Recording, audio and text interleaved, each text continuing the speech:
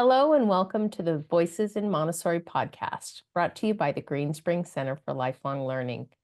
My name is Tamara Sheasley Ballas, and in today's episode, we're talking about cultivating concentration in young children. My guest today is Alexandra Sands. Alexandra was a Montessori child herself and decided in high school that she was going to become a Montessori teacher.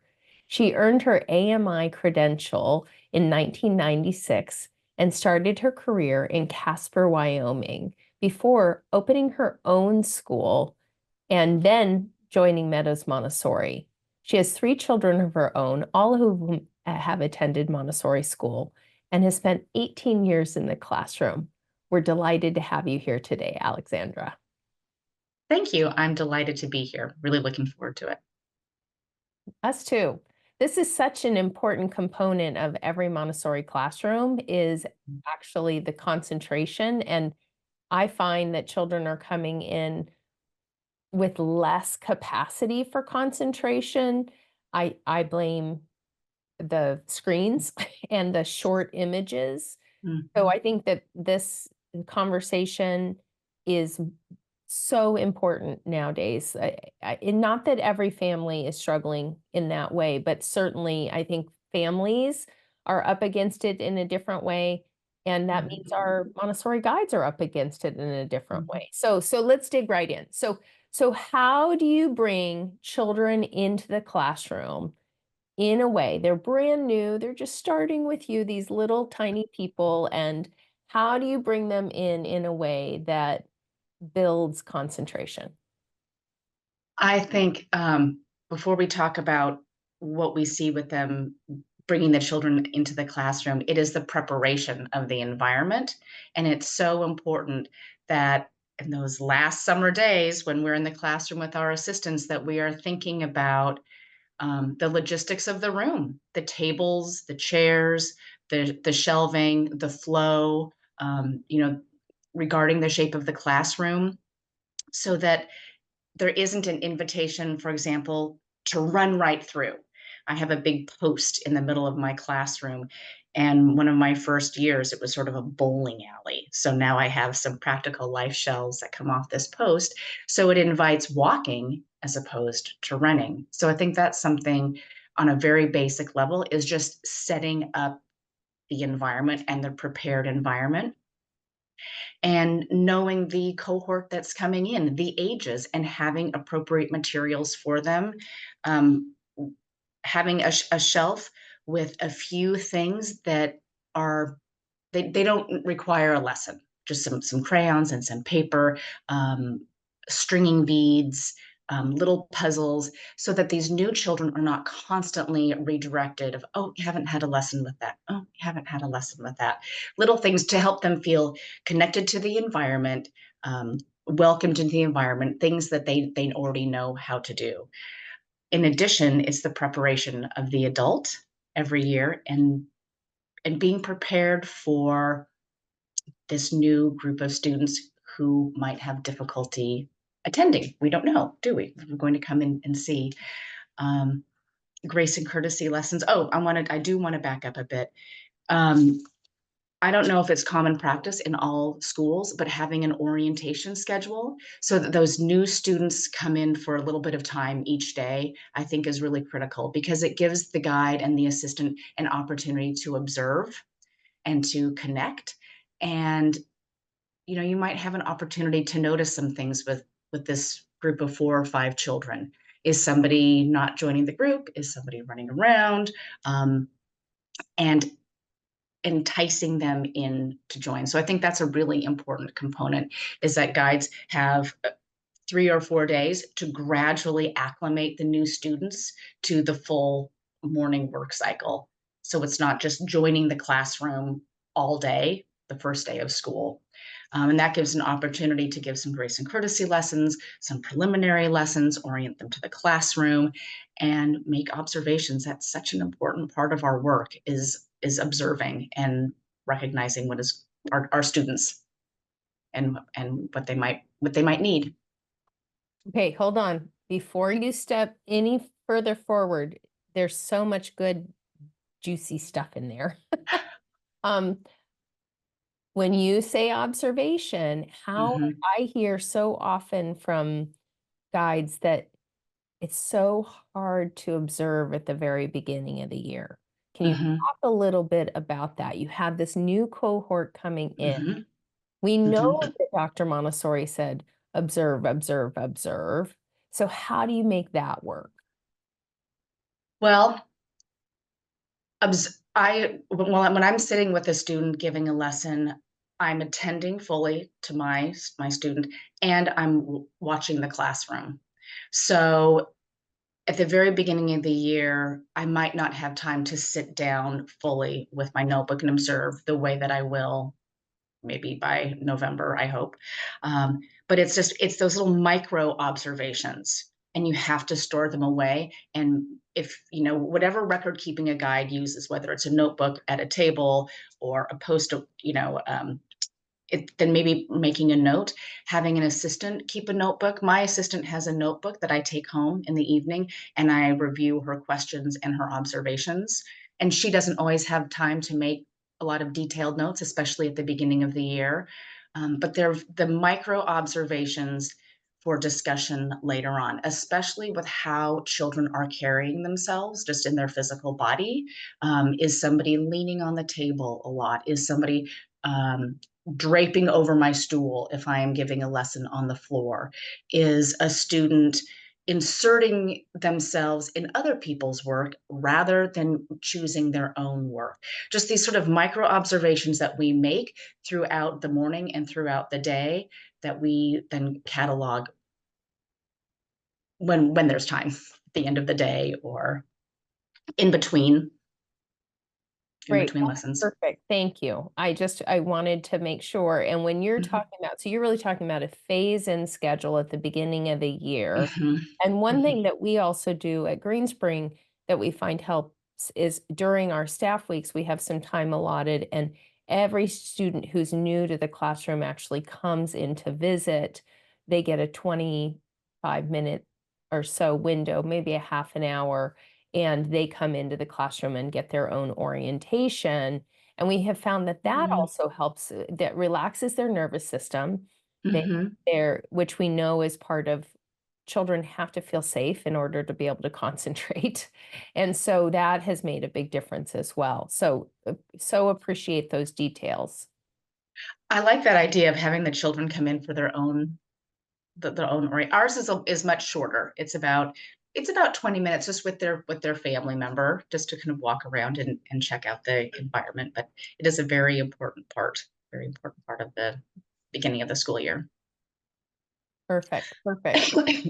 Excuse So me. you're bringing them in and you're Mhm, doing the spiritual preparation of the adult, and you're mhm, making sure that you are ready to hold these children who are coming in with at a wide variety of needs, mhm, and you've prepared your environment. You're ready for them to come in. They don't have any skills. I love the shelf idea. I love, mhm, love the idea of, and I've never heard that before, of having the assistant have their own notebook that they're writing their questions and their observations in that you're reviewing. I think that's beautiful and so empowering and really mhm. creates a sense of partnership, right? Absolutely, absolutely, especially because the assistant a well-honed assistant is seeing everything that those things that I cannot, because ideally I'm deeply engaged in my lessons. And I am fortunate enough to have quite a large classroom. And so my assistant is on one end seeing things that I am not seeing. And so I actually really value her notes, and they're integral to me knowing how to further help my students. Beautiful, beautiful.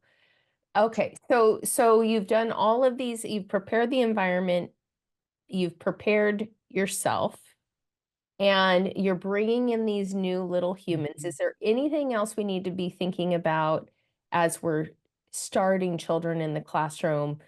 Things that you do that would set the tone for deep concentration or help them to concentrate? Well, I feel like I said at the beginning, having a few tables that are facing the wall, I think is very important for those children who are easily distracted. Having an outdoor environment that is easily accessible is important. I think it's so important that these children have a chance to get outside and get in fresh air and are able to move their bodies. Montessori writes about it quite extensively.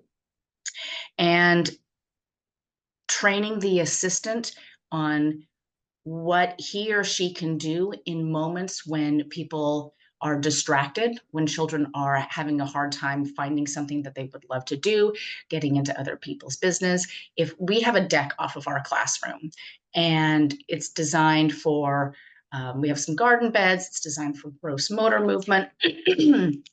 And I have a new assistant this year. So I've been talking to her a lot about what she can do so it's not a chaotic experience for the children where they get elevated and then have a hard time coming back into the classroom. And so she might, we also have a stationary bike, which I think is very important. And there's a little bit of resistance so that when they're pedaling, they have something that they're actually pushing against.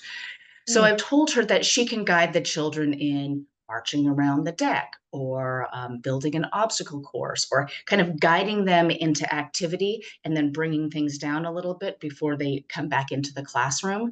It's really, really important that our assistants know how they can help us, how they can help us help the children.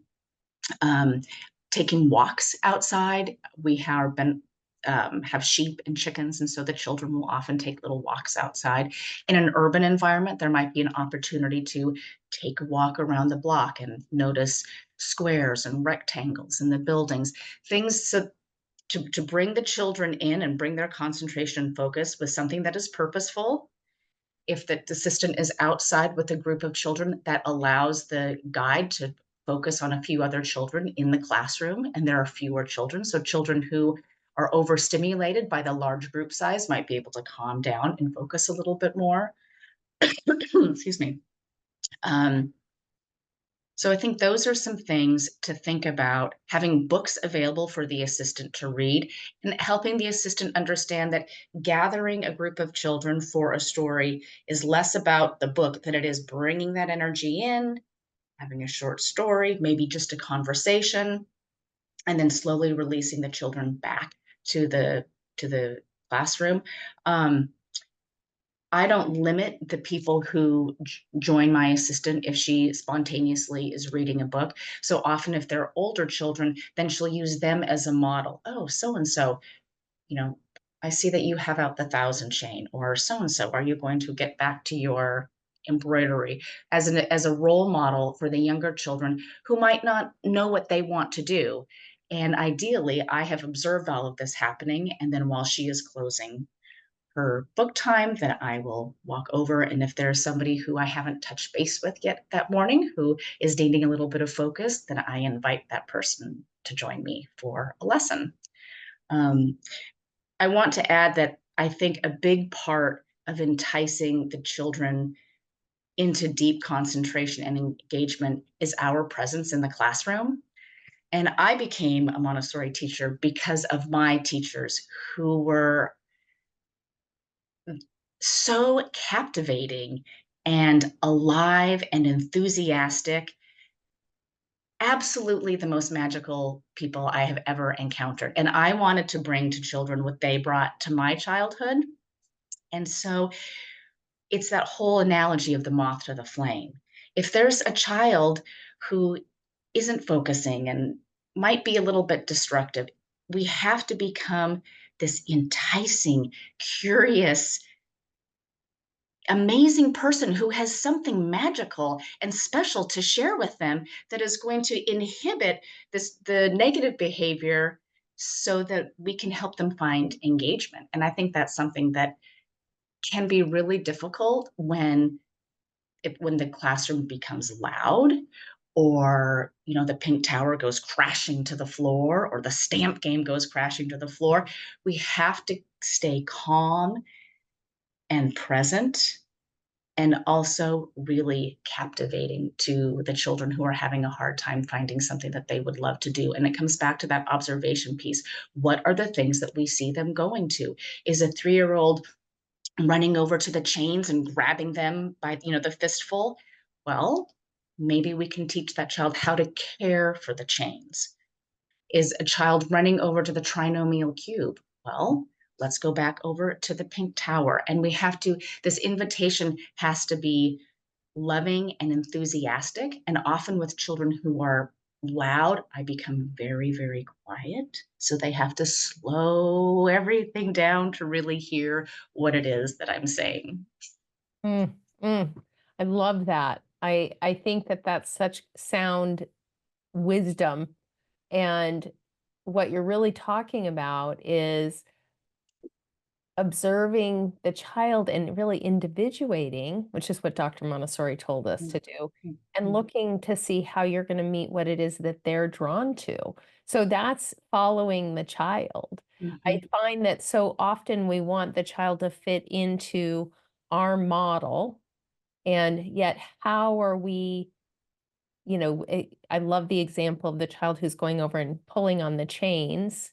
mhm, How are we meeting their need? How are we nurturing that curiosity that they have mhm, for this big, exciting work, and supporting them in building the skills they need to be able to access that? mhm. When we develop these beautiful environments, we have to expect that the children are going to want to put their hands on everything. I mean, we want them to. Montessorians are always looking for the most beautiful, teeniest, tiniest thing.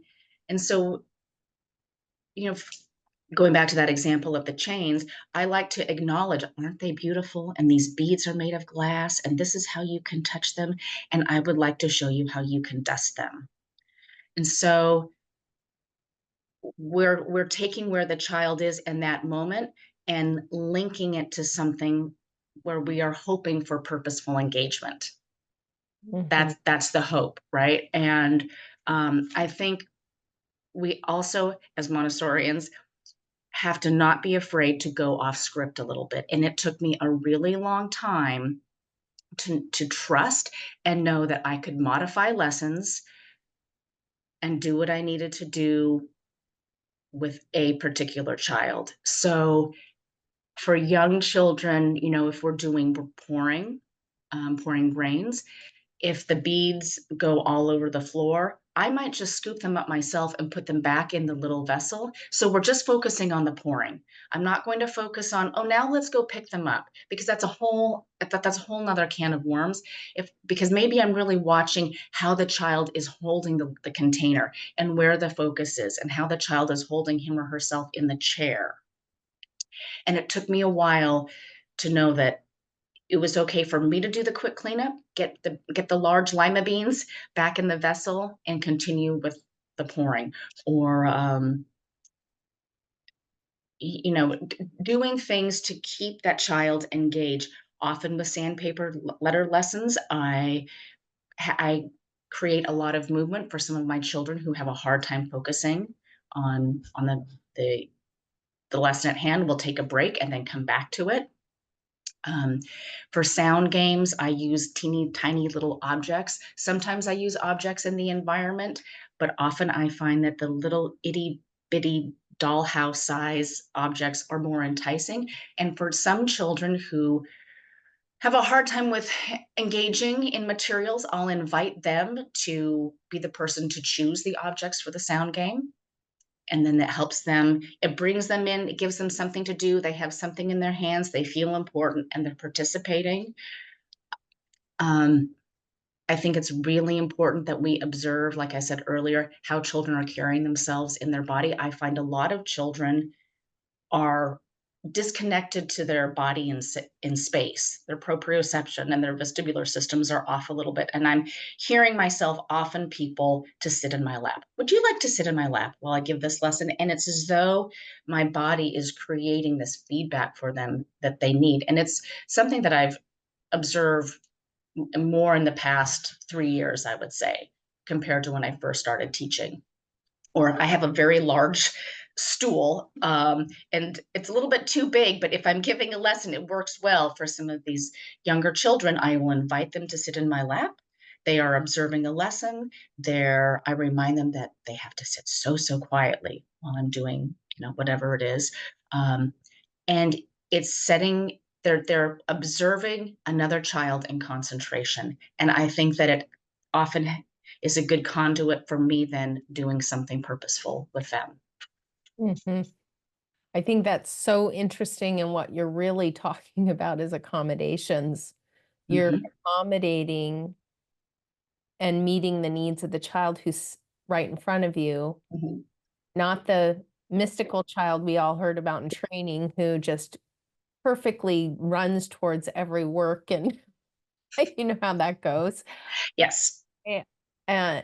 But really the child who's right there, who Mhm, needs your love and who needs mhm, to be connected and who may need that physical reinforcement mhm, and may not have their core muscles developed yet in a way that can allow for them to sit it on the rug, let's say. mhm, So mhm. beautiful, beautiful.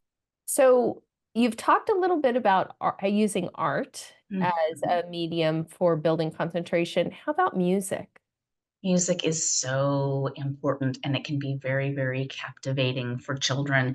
I think if things are getting a little unhinged, not necessarily during false fatigue, because we just have to learn to ride through false fatigue, but a song, particularly music with movement, is so engaging for children. And if a child is not engaged in work, and has not taken a prompt for this work that they've had a lesson with or this work, maybe just sitting down with that child and one or two others and singing a little song, especially with hand movements or full body movement, can really bring their attention. That's what we're looking for, right? Is their attention. And there are so many delightful short songs that can be done. And all of the Sanford Joan music is wonderful, and coincides with the bells often. So, which is wonderful too, because they're not expecting that. And so, just to play a note on the bell that is the first note of one of the Sanford Jones songs, or any song that could be played on the bells, is really wonderful for them, because then those older ones who are playing the bells with proficiency can go back and play it themselves. Um, so doing spontaneous music in a small corner of the classroom, and then noticing that other children will come in and gather, slowly making the gathering a little bit larger to accommodate everybody, is perfectly fine in the middle of the work cycle. I think sometimes it's easy, again, for us to forget that that is part of the work cycle, or sitting down and having a conversation with a group of children is part of the work cycle.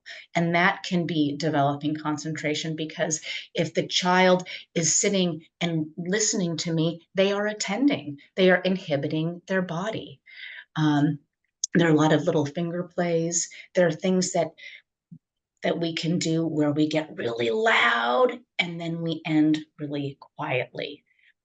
I've used some Dalcroze activities that the children love, and we'll sit on our knees and bring our bring our heads and our arms.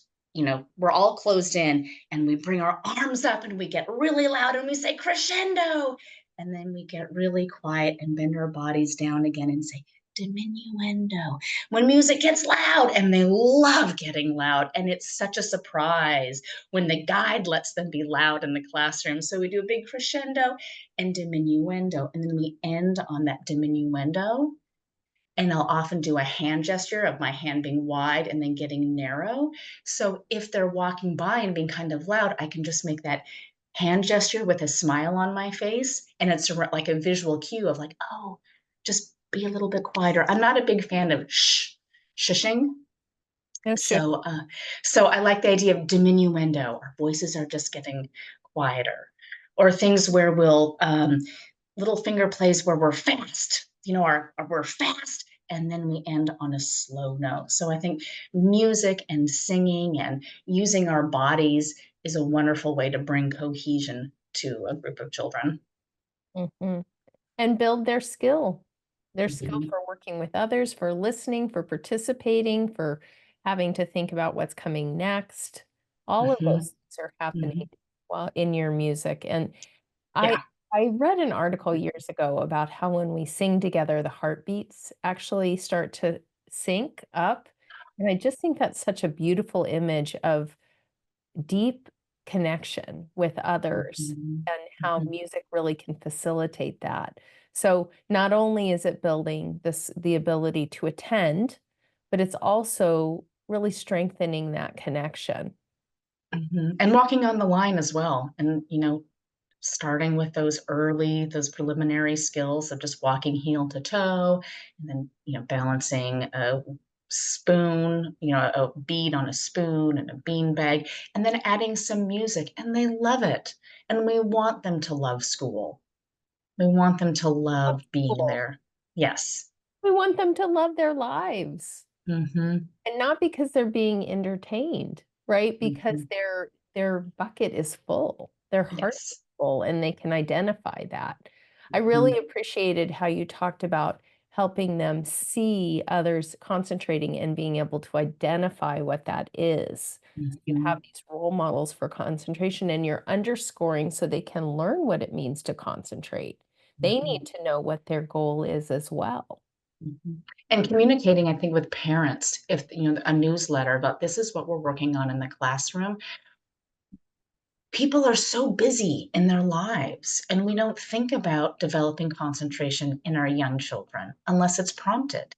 So, if we can help our parents understand what we're doing in school, it might help them at home understand what they're seeing with their children as they start coming to school.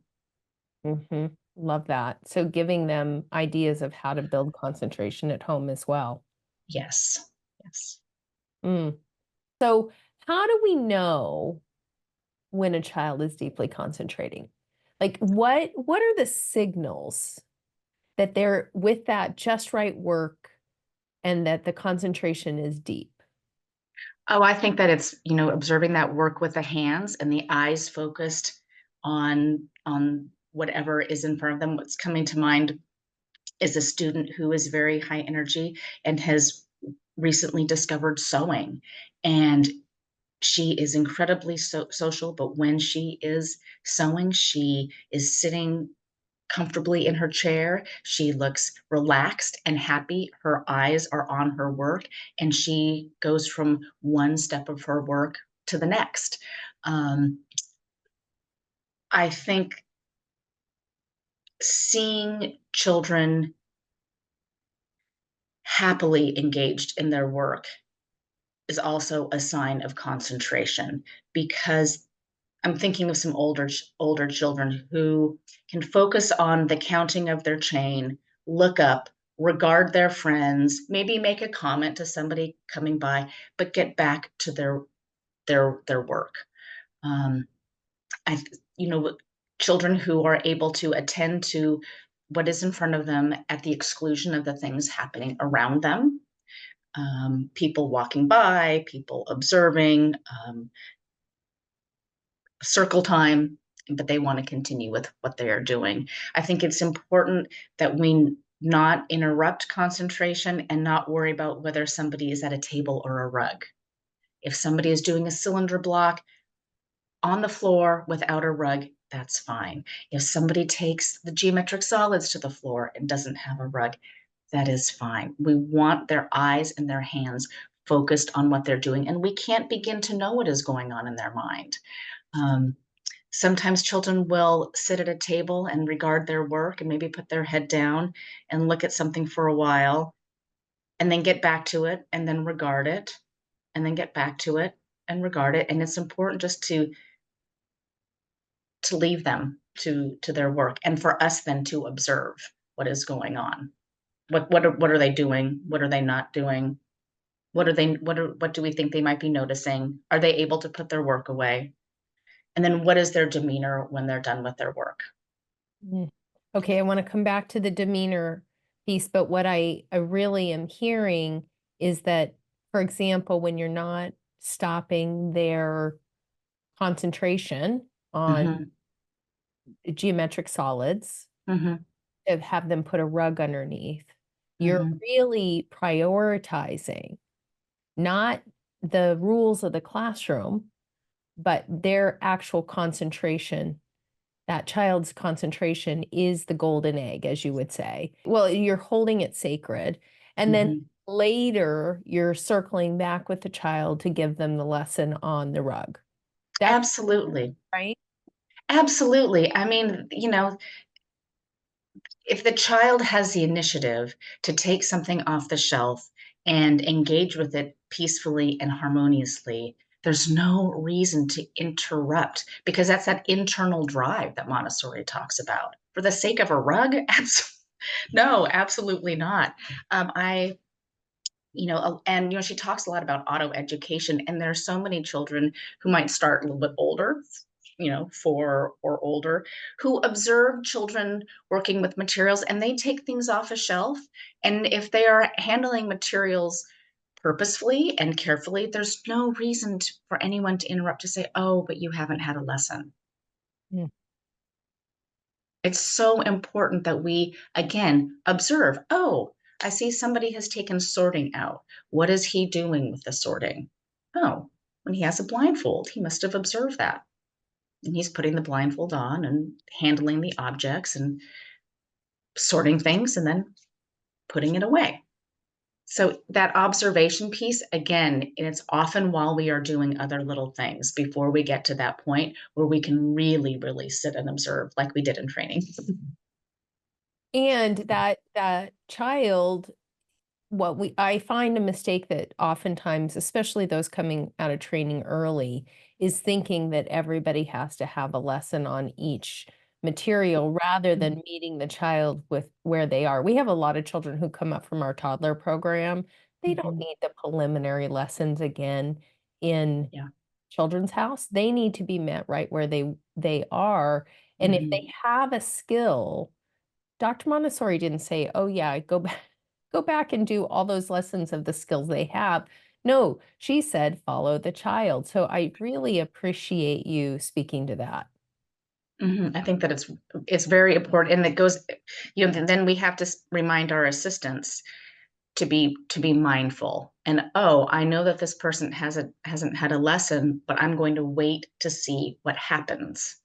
Mm. And that's so important. We don't want to interrupt that initiative and that drive they have to engage with the materials. I mean, who wants to be constantly thwarted at every turn? It's not very inviting.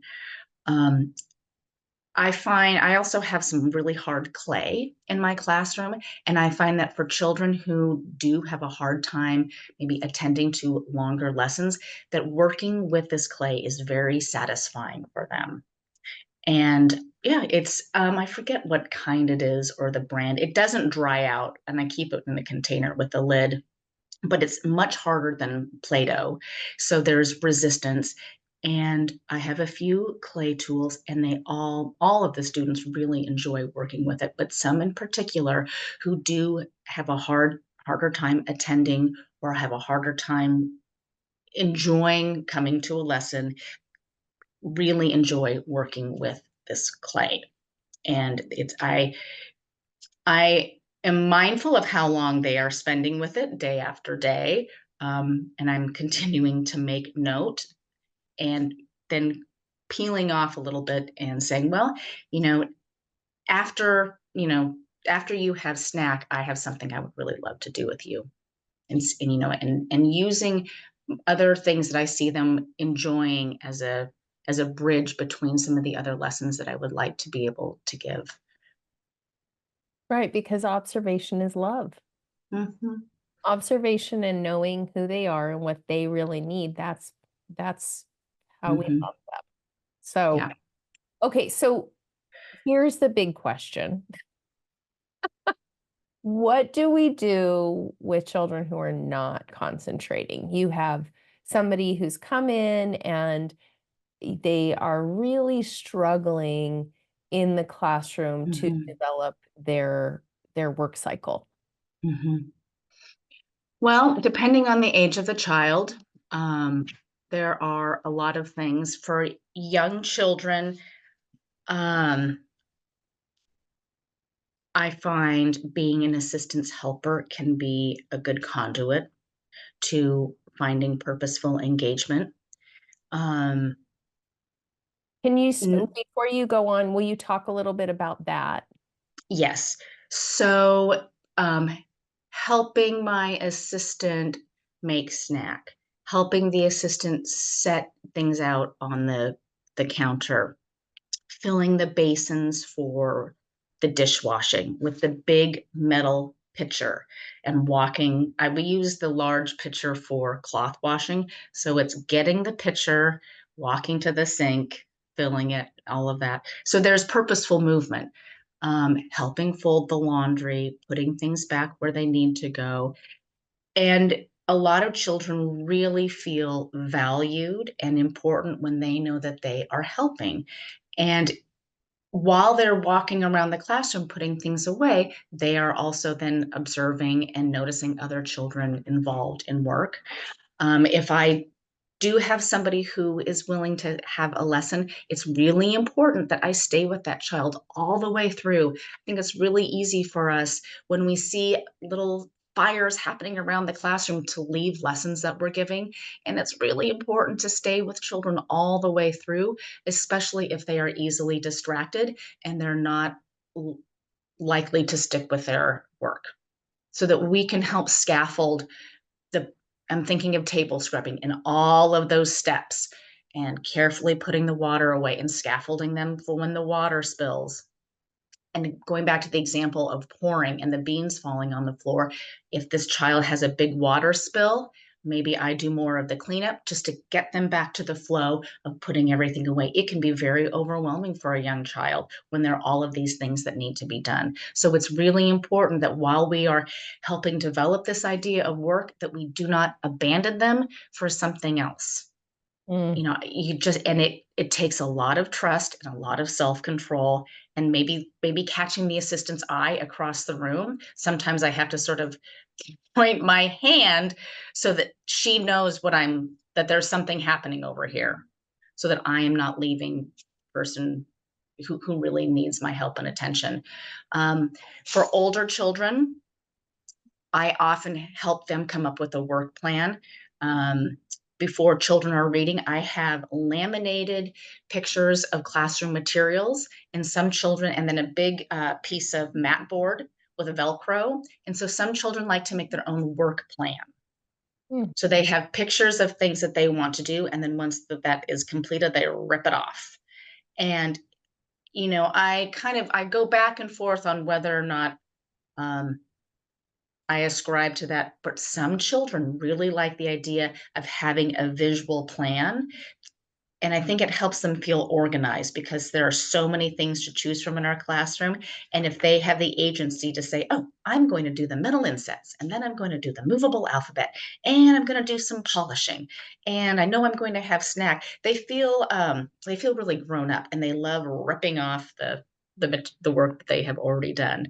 Um, some older children, I notice, if especially if they are newer to our environment, might need a break, going outside and doing something, and then coming back to their work. If they're doing the stamp game, or if they're working on a long chain, or if they're writing a story with a movable alphabet, they might need a break outside to do some kind of big gross motor activity, and then come back in and get re-engaged with their work. mm. That's so helpful. Can you share with us red flags and really looking at when concentration isn't there, Mhm. talking about your decoding process for why concentration isn't there? I think that's a really important idea for us to consider, because our classrooms are very, very inviting, and we have so many wonderful activities to capture a child's attention. All of the art and the sensorial materials and the food preparation. Where else does a 3-year-old have a chance to use a serrated knife? So, if concentration isn't happening, I think it's very, very important that we take careful notes, experiment with a few different things, and have um, grounded conversation with the parents. So going back to what I was talking about earlier with how children carry themselves and their bodies, is the child leaning on a table? I've had lots of children who lean on tables and bring their feet off the floor. How is the child sitting in a chair? Is the child sort of falling out of the chair? Our knees kind of curled up, our feet on the floor? It's important that our tables and our chairs fit the children. I often move my students around to a table where their feet are on the floor. Last year, I had lots of very tall children. This year, I have a very, very young class. So it might mean even having a block of some sort to go under a child's feet so that they're not dangling in space. Does a child engage in his or her own work, or is the child going to other people's work? And if the child is going to others' work, what work is the child trying to insert themselves in? Is it movable alphabet? Is it a counting chain? Or is it the pink tower and broad stair? Or is it art? Is a child able to work through all of the steps in some of our practical life work, polishing, for example, or some of the scrubbing work, where there are a lot of details and there are a lot of steps? Is a child able to hold attention through all of those things? Um, how is the child able to regulate when something isn't available that he or she would like to work with? It can be really frustrating if somebody is doing something for a really, really long time and I want to have a turn. And how do I modulate? Do we have a place in the classroom where children can regulate and can take some deep breaths? And do we have a model for them? Do we have a cue for them so that they are reminded of what they can do to sort of regulate and calm down? Maybe a weighted blanket or a basket of sensory items or noise canceling headphones. Um,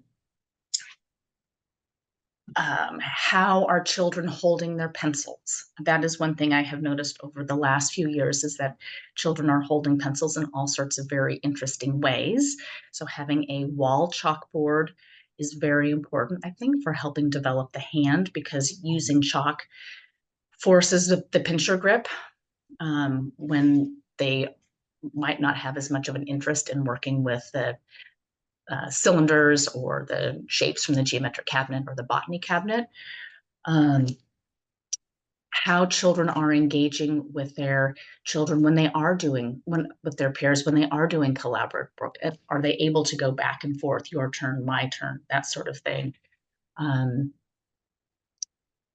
how, when children are running through the classroom, what do we notice about the way they are using their body in the classroom, the way that are they kind of sensory seeking, where they're crashing into the adult and really squeezing their friends? Like, their behaviors are always communication. And so it's coming back to that observation piece, and what behaviors are we seeing over and over and over again, and then engaging with parents and asking them what kinds of experiences they are having at home, how children are handling transitions. And if transitions are difficult in the classroom, what can we do to mitigate the difficulty the child is having during the transition? So, lots of good things to think about when you're Mm-hmm. observing the children. Can Mm-hmm. we take one of those and pull it through for how you would support a child's concentration? Let's say you have a child who is hanging over the table. Mm-hmm. That was a great example. Is there a specific tool you would use to support that child, building that child's concentration if they're giving you that clue? Mm-hmm. Um, a chair with supports might be helpful for that child. Again, being sure that the child is sitting at a table where feet can be on the floor. Offering a standing table, and also asking the child, would you rather stand to do this work? Let me help you find a chair that fits comfortably. Does this chair feel comfortable for your body? I mean, when they get to be a little bit older, they are able to respond and tell us about what they're feeling in their body.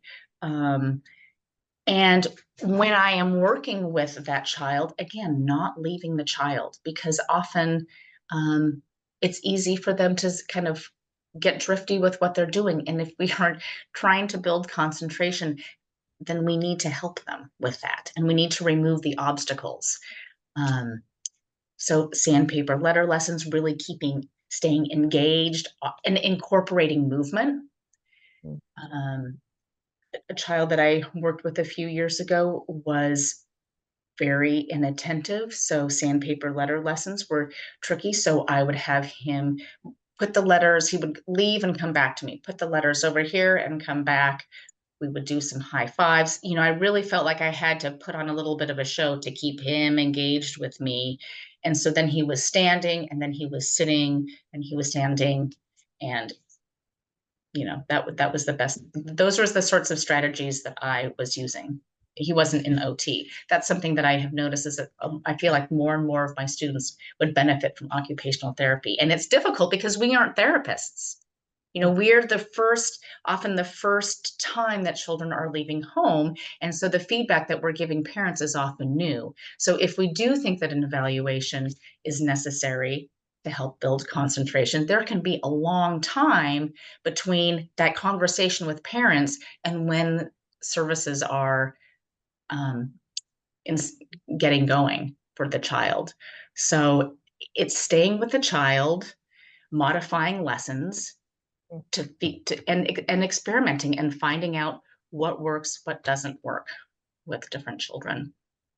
Thank you. I really appreciate that. And can you talk us through supporting your assistant in knowing how to support a child when they're not concentrating or when to intervene? I think that's one of the trickiest pieces is Hmm. not doing this by ourselves, and thank goodness, right? Hmm. We love our partners. And how do we support them? How do you train your assistants? Oh, it's such an important relationship, and there is so much that we have to impart on them. And with new assistants, we have to give them grace at the beginning of the year because we are asking them to hold so much information. There is the practical of what we need them to do in the classroom, setting up snack, taking snack down, et cetera, helping somebody in the bathroom. And then there is this whole psycho-spiritual component to Montessori education, which I think is really unique. So I feel like at the beginning of the year with training new assistants, it's sort of having a tier of information that we are giving them over a span of a few weeks because there is so much information and there's so much to hold, and we want them to feel encouraged, we want them to feel valued, we want them to feel that they are an integral part of our environment and that they matter. And if, like the child, if they're constantly being told, oh, don't do it that way, or oh, you interrupted, it's too much. There's so much going on in a classroom with 25 to 26 children. So I think helping assistants understand what concentration looks like. Don't worry if somebody doesn't have a rug. Is somebody standing at a table to do the binomial cube? Fine. Like, we're looking for engagement with the hands and the eyes focused on what is going on. That is fine. Um, Helping them understand how to scaffold without doing a lot of talking.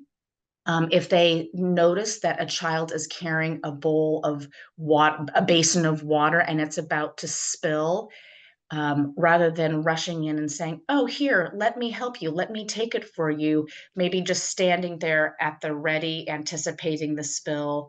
If the spill happens, do you know where the mop is? Like, using a quiet tone of voice, few words. I think that's sometimes for people who have not worked in Montessori environments, it's sort of backpedaling the engagement and helping them understand they are very, very important to the classroom, but their role is just a little bit different than in a traditional preschool environment. And it's also not giving commentary. We're not walking around commenting on the metal inset that somebody is doing or the stamp game that somebody is doing.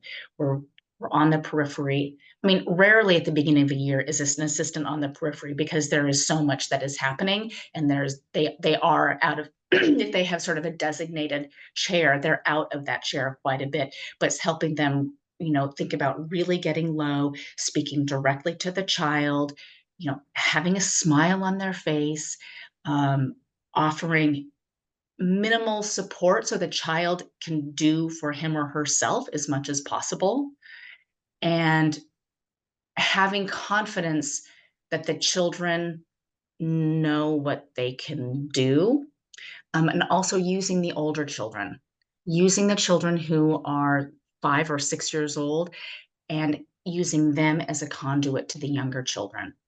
So Mm, if somebody is having a hard time with something, rather than the adult coming in, oh, can this person thread your needle? Can this person help you with the trinomial cube? I think so and so over there knows how to make the sh sound. mm, So helping the assistants build the cohesion in the environment between the younger and the older children. And grace and courtesy lessons, so many grace and courtesy lessons. This is what it looks like when somebody is concentrating. This is what it looks like when I'm giving a lesson. What can you do if I'm giving a lesson and you need to get my attention? The other thing that's so important for the assistants is that for children who have a hard time concentrating, to not put them in a position to observe somebody else, because they can't keep their hands to themselves. For children who really want to have their hands in everything, it doesn't help them to say, well, stand here and watch so and so do the trinomial cube, and then maybe you can have a turn. I mean, they want to have their hands on those cubes and prisms. So the communication between the guide and the assistant is so very, very important. mm, mhm. Thank you. Wonderful, wonderful insights. Is there anything else that you want our listeners to be thinking about when they're in Mhm. the classroom and they're building concentration and really Mhm. on that piece? I think having a strong rapport with the administrative staff, head of school, the people that are outside of the classroom is really important, because there are times when children might need a break from a classroom. And in schools where this is available, it's very helpful. Often sending a child to the office with a note. Sometimes a child just needs a physical break from the environment. That's more than just going outside for a walk with the assistant or reading a story. Um, if a child is getting kind of elevated, they're not expecting the adult to say, "Oh, I forgot. I have this note that needs to go to the office. Can you take it for me?"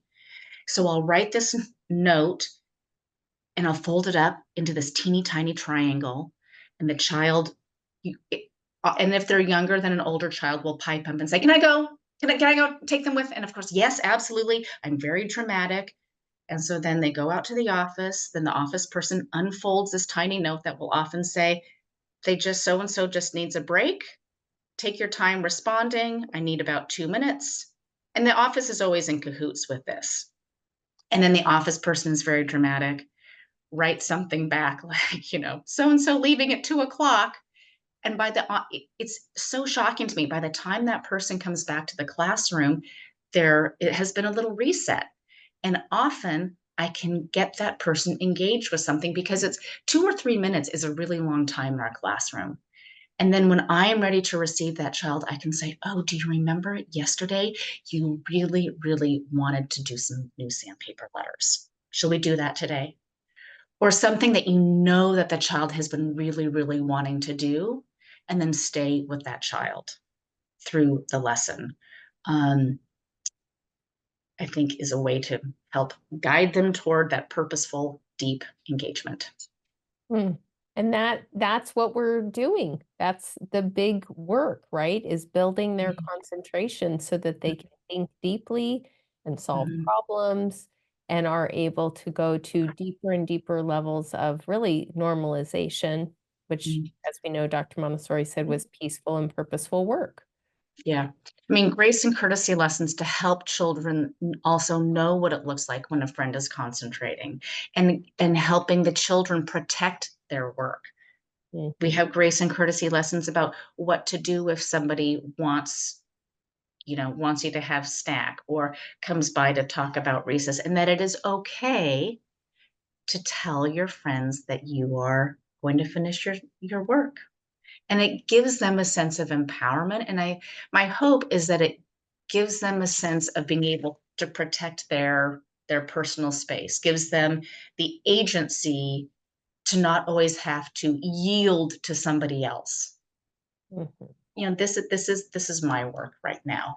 And the more that it comes from the children, I think we see more of a respect developing between them, because it's not coming from the adult. They're so their whole world is input from an adult, Mhm. and Mhm. it's magical when it is coming from the children themselves. And that's another thing that the assistant can do, is if the assistant is pulling something away, the assistant can get down really quietly and say, "Oh, do you see how much? Do you see how so and so is really concentrating on their mental inset? I see she's looking at their paper, she's tracing that circle," and kind of narrating to the child who is interrupting about what that concentration is looking like. So it's not just pulling the child away and saying, "Oh, you're interrupting Sally." It's like, "Hey, let's come over here. Look, do you see how much she's really concentrating? Mhm. Let's see what happens when she's done. Let's find something that you would really love to do." And helping them feel like we are there to help them find purposeful engagement, help them find something that they would love to do. And Mhm. practical life, practical life, practical life. Mhm. And high level practical life, not Yes. just the basics, right? We have to make sure that we have practical life that I heard you talking about embroidery, hmm high level practical life that really for our third years, they need it as well. They need to have challenging, engaging practical life that calls on them to continue to build those skills. Yes, and they often also know what they need internally. I've had a lot of children do a lot of scrubbing when there was turmoil in their lives. And I think it's important that we don't close off practical life to children in the afternoon. It needs to be available to them always, because we don't know what is going on with them internally.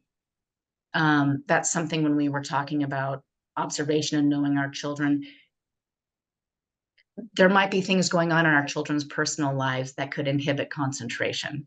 And so it's important that we really know our children, and we have ways to help them find little pockets of concentration. Art can often be a really wonderful way when children are having a hard time.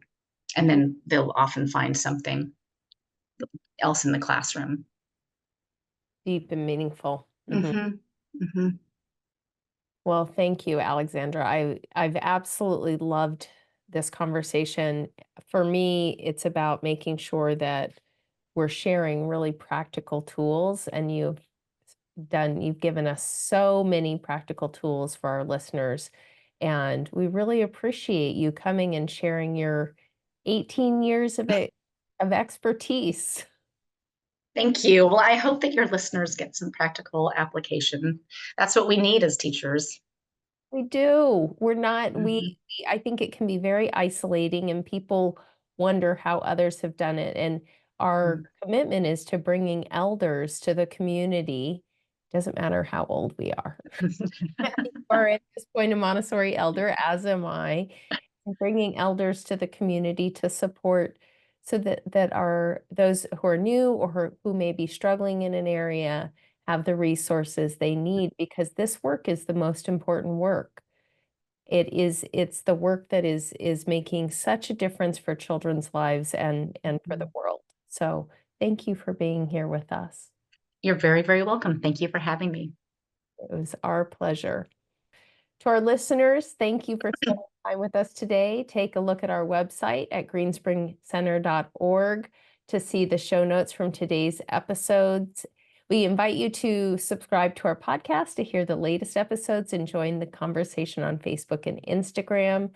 The work you do is so important. What Dr. Montessori told us is that the saving of humanity is no small undertaking, and we agree.